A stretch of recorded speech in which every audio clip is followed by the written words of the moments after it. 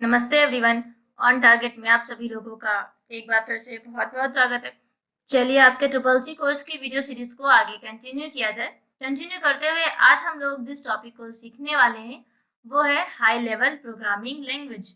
High level programming language को हिंदी में उच्च उच्च स्तरीय प्रोग्रामिंग भाषा भी कहा जाता है। हाई लेवल प्रोग्रामिंग लैंग्वेज को शॉर्ट में HLL भी कहते हैं। These are the third generation language. These are procedure oriented language and are machine independent. Programs are written in English like statements. As high level language are not directly executable, translator like compiler and interpreters are used to convert them in machine language equivalent. Means कि आपकी जो high level programming language है ये third generation language है। यहीं से इसका use होना शुरू हुआ था जब से आपकी थर्ड जनरेशन ने एंटर कर लिया था कंप्यूटर साइंस की दुनिया में। और ये लैंग्वेज प्रोसीजर ओरिएंटेड लैंग्वेज है। मैंने आपको कुछ टाइप्स बताए थे कि लैंग्वेज के कुछ टाइप होते हैं, तो उन्हीं में से एक टाइप है प्रोसीजर ओरिएंटेड। और ये मशीन पर बिल्कुल भी डिपेंड नहीं करती है। इसके अलावा आपकी ये प्रोग्रामिंग लैंग्वेज काफ़ी इजी भी होती है जस्ट बिकॉज ऑफ कि इसके जितने भी कोडिंग है, जितने भी स्टेटमेंट्स हैं आपको वो इंग्लिश लैंग्वेज की तरह ही मिलते हैं। इस वजह से आसानी से आपको समझ में आ जाता है, डायरेक्टली आप उस लैंग्वेज से इंटरेक्ट कर पाते हैं। वो कोई भी हाई लेवल लैंग्वेज आप भले ही क्यों ना सीख रहे हो। हाई लेवल लैंग्वेज आपकी जो है वो आप जानते हैं कि ये सारी लैंग्वेज हमें समझाने के लिए अलग से तैयार की गई है, तो इसलिए हमें डायरेक्ट ये हम मशीन से इंटरेक्ट नहीं कर सकती है। इसको मशीन से इंटरेक्ट कराने के लिए हमको किसी ना किसी ट्रांसलेटर की जरूरत पड़ेगी। उस ट्रांसलेटर का काम जो है, उस ट्रांसलेशन का वर्क हमारा कंपाइलर या इंटरप्रेटर हमें करके देता है, जिससे कि हमारी जो प्रोग्रामिंग लैंग्वेज है जो हम अलग से यूज कर रहे हैं एडिशनल लैंग्वेज जैसे हमारी, वो मशीन लैंग्वेज में कन्वर्ट हो जाए और मशीन लैंग्वेज की तरह हमारे कंप्यूटर सिस्टम को ट्रीट करे और उसको समझाए कि हम उसे कौन सी कमांड देने की कोशिश कर रहे हैं। अब हाई लेवल प्रोग्रामिंग लैंग्वेज के जो एडवांटेज हैं वो उन पर बात कर लेते हैं। These are easier to learn than assembly language. Less time is required to write programs. They provide better documentation. They are easier to maintain. They have an extensive vocabulary.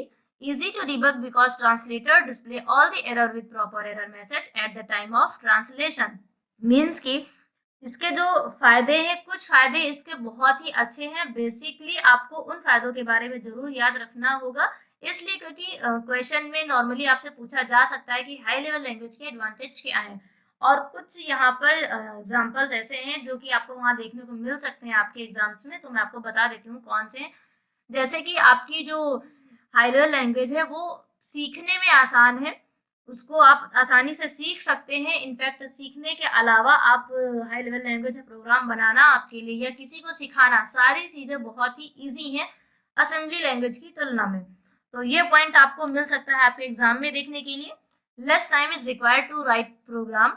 आपको प्रोग्राम लिखने में बहुत ही कम समय देना पड़ेगा, क्योंकि असेंबली लैंग्वेज में मैं कंपेयर थोड़ा सा करती हुई चल रही हूँ, इसलिए थोड़ा फोकस भी कीजिएगा कि असेंबली लैंग्वेज में क्या होता है।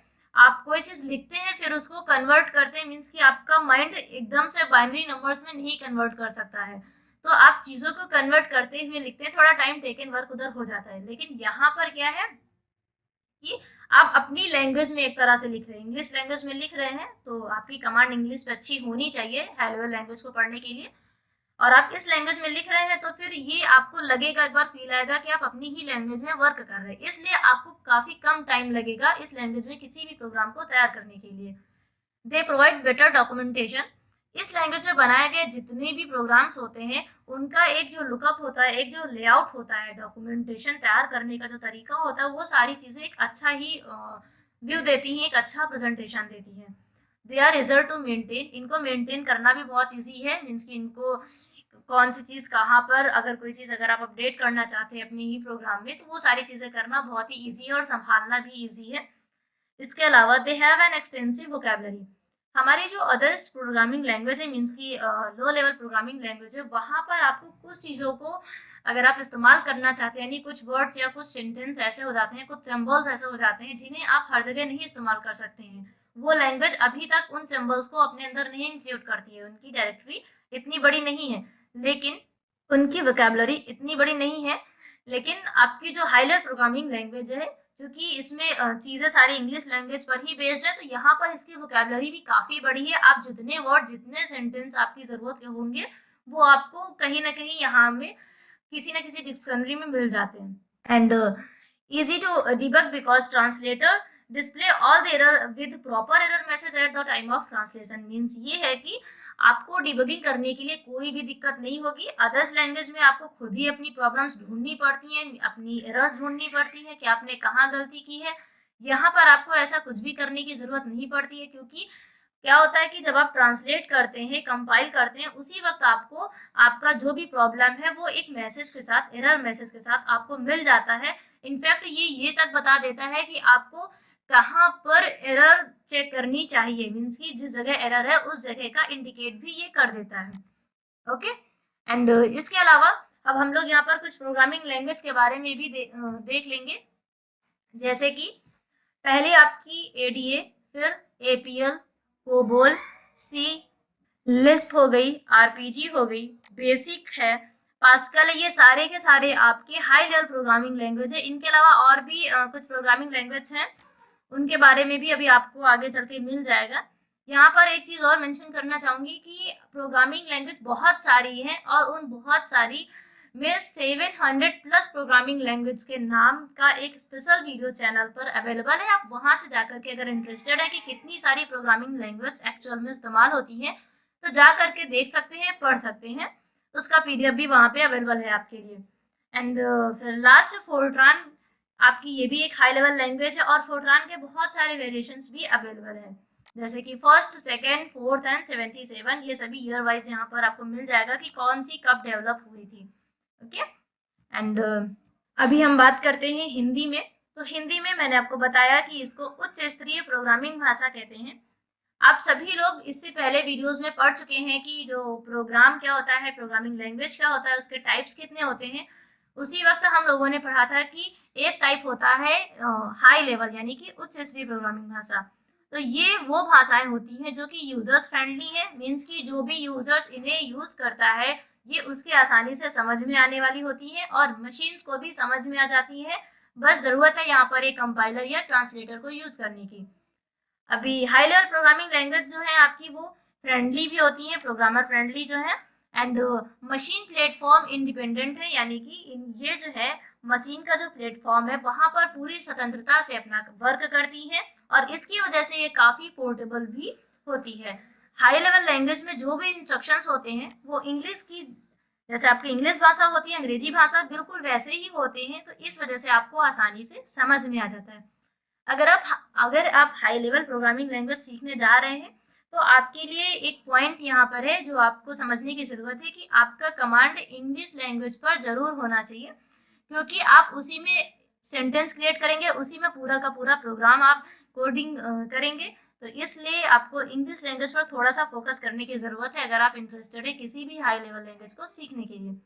प्रोग्रामर सारी चीज़ें इंग्लिश में होने की वजह से आसानी से समझ पाता है।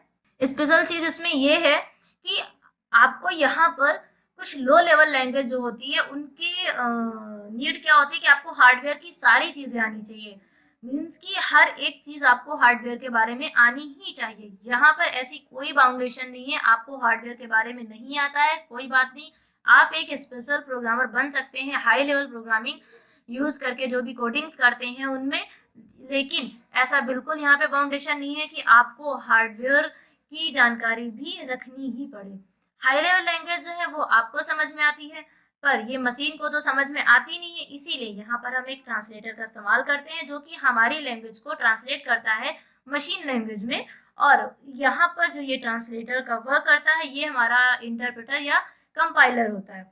कि ट्रांसलेटर जितने भी होते हैं वो सभी अलग अलग हाई लेवल लैंग्वेज के हिसाब से अलग अलग आते हैं, यानी कि इनके टाइप्स भी अलग अलग होते हैं। कौन सा, अब कुछ हाई लेवल लैंग्वेज के टाइप्स भी मैं आपको यहाँ पे बता दूं, जैसे कि अभी एक प्रोसीजर लैंग्वेज आपने पढ़ा था, एंड यहाँ पर एक और algebraic, business, object oriented, visual programming. ये 4 टाइप्स आपके और है। एक फिफ्थ टाइप्स आपने पढ़ा था, अभी बीच में हम लोगों को मिला हुआ था। एंड इसके अलावा जो आपकी उच्च स्तरीय प्रोग्रामिंग भाषा है, इसके फायदे क्या क्या है? तो ये यूजर फ्रेंडली है, सीखने में भी आसान है, बनाने में आसान है और मशीन इंडिपेंडेंट, ये सभी चीजें इसकी जो है खासियत होती है। इससे पहले भी आप लोग अपनी लैंग्वेज में ही सुन चुके हैं, आई होप वहाँ भी वही सेम बात थी, तो समझ में आ गया होगा। फिर हाई लेवल लैंग्वेज के कुछ नुकसान भी होते हैं, कुछ इसके डिसएडवांटेज भी हैं। वो ये है कि ये ट्रांसलेट कर करके हमारी प्रोग्राम्स को हमें एग्जीक्यूट करने में हेल्प करता है, तो यहाँ पर थोड़ा सा टाइम ज़्यादा लग जाता है लो लेवल लैंग्वेज की तुलना में, और इसी वजह से लो लेवल लैंग्वेज की तुलना में ये धीरे भी प्रोसेसिंग करती है। और हार्डवेयर से डायरेक्टली इंटरेक्ट ना होने की वजह से कभी कभार कुछ और भी प्रॉब्लम्स हमारे सामने देखने के लिए आ जाया करती है। अगर ये कुछ प्रॉब्लम्स आपको जो रेयरली देखने को मिलती हैं, फेस करने को मिलती हैं, तो ये ना मिले तो आपकी हाई लेवल प्रोग्रामिंग लैंग्वेज काफ़ी ज़्यादा आसान होती है आपके लिए लो लैंग्वेज की तुलना में। यहाँ पर आपको कुछ हाई लेवल लैंग्वेज के एग्जांपल्स मिल जाएंगे, कुछ लोगो भी आपको यहाँ पे देखने को मिल रहे हैं। जैसे कि पहली लैंग्वेज आपकी यहाँ पर, इसको बोलते हैं C++, एंड जो दूसरी लैंग्वेज है इसको C# बोलते हैं, जो हैश बना हुआ है इसका नाम होता है C#। COBOL, Fortran, Java, JavaScript, Objective C, Pascal, Perl, PHP, Python, Swift, ये कुछ आपकी हाई लेवल लैंग्वेज के अदर एग्जांपल्स हैं। अभी कुछ एग्जांपल्स और हम लोग इससे पहले भी देख चुके हैं।